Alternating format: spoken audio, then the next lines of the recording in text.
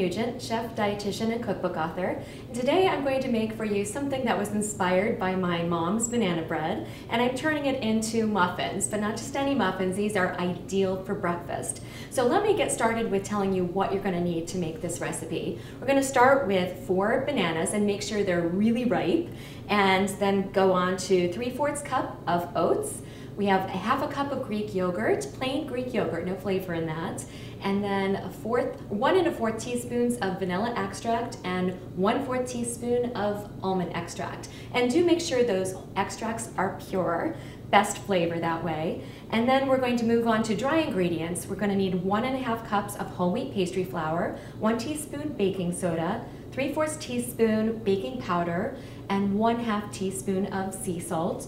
And finally, we're going to then finish up the recipe with 1 cup of turbinado sugar. It's that sugar in the raw that you might be familiar with.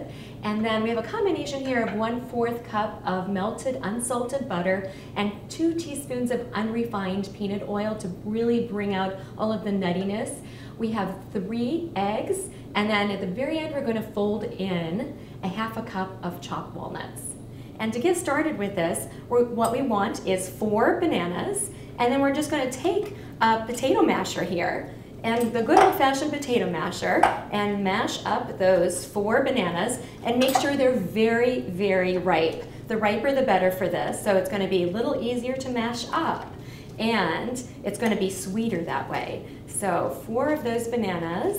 And once those are mashed, and you don't have to get a really, really thin puree here. It's kind of nice to bite into a little bit of the bite of the banana. So once we're at that point, now we're going to add. This is what makes them breakfasty. We're going to add 3/4 cup of oats and some Greek yogurt. This is 1/2 cup of plain Greek yogurt. So we're going to pump up the protein a little bit. It's almost like adding oatmeal to your banana muffins.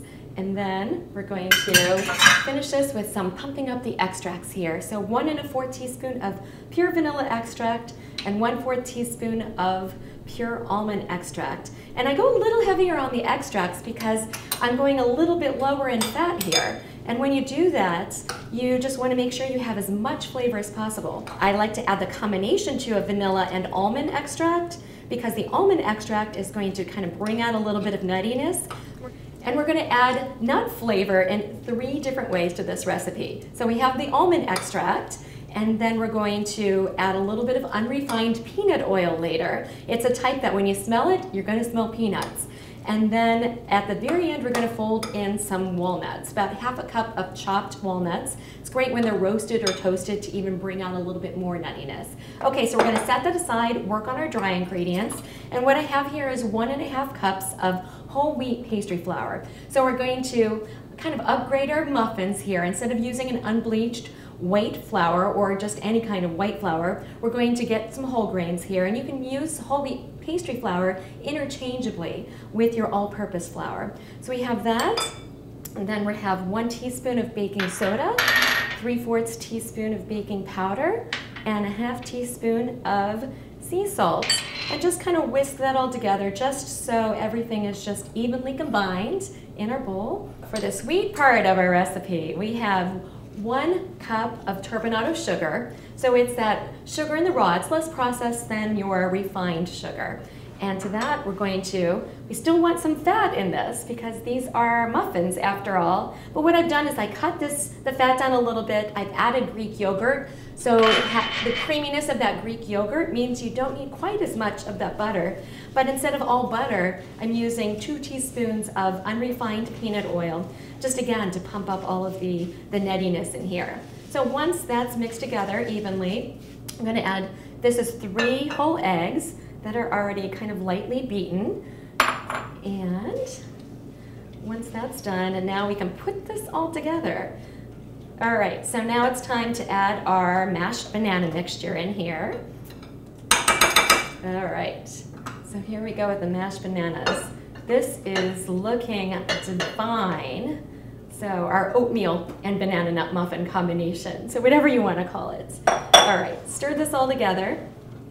And once that's evenly combined, Then we're going to add our dry ingredients. And the trick with the dry ingredients with muffins is you don't want to overmix. And I know so many people tend to just go a little crazy with the mixing because more is better. But in the case of muffins, it's actually less is better. So once the dry ingredient is just folded in, then you're done. This batter is going to make about 20 muffins. And for baking them, what I suggest you do is fill the muffin liners about 3/4 of the way up, even maybe up to 7/8 of the way up, just so you have a full muffin cup there. But the end result is a much better muffin when you don't over mix and you don't over mess with everything once it gets into the muffin liners. And the very last step, I have 1/2 cup of chopped walnuts. And again, if these are toasted or roasted, even more nuttiness is going to go on here. All right, and that's it. Don't want to mess any more with that. All right, so it's time to fill our muffin liners. This is going to take basically a couple big spoonfuls each. And let's see how I do. All right, there you go. So no more messing with it. That's it. Okay, at this point, I filled up my 20 muffin liners, and I've put the muffins into the oven. It's been about 25 minutes, and let's see if they are ready to go. Oh, they are perfect. Can you smell that? I can't wait to try these. I hope you enjoy. So please visit my website, JackieNugent.com.